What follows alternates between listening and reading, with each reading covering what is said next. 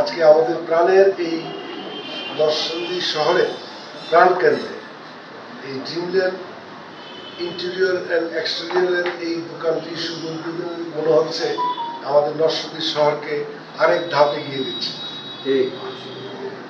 আমরা যে বললাম এবং আমরা নরসিংদী শিল্প সমৃদ্ধ, পাশাপাশি ইদানিং কিন্তু আমরা গর্ববোধ করতে পারি আরেকটা কথা নিয়ে, আজকে নরসিংদী জেলা কিন্তু শুধু শিল্পের সমৃদ্ধ না, শিক্ষার নগরী হিসাবেও কিন্তু নরসিংদী জেলা বাংলাদেশের মধ্যে আজকে পরিচিত।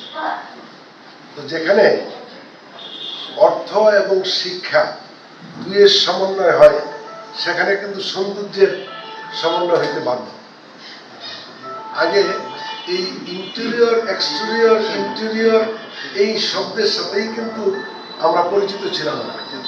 আজকে যাদের একটু পড়াশোনা জানার রুচি বোধ আছে, একটু অর্থ আছে, তারাই কিন্তু এই কিভাবে আমার এই বাড়িটা, আমার এই দোকানটা, আমার এই অফিসটা আরেকটু নান্দনিক করা যায়, সবাই কিন্তু মনে মনে এই জিনিসটি কিন্তু ভাবে।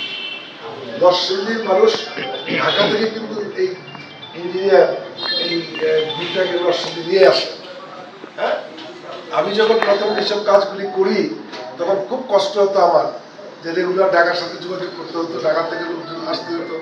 একজন মিস্ত্রিও কিন্তু নরসিংদী নাই।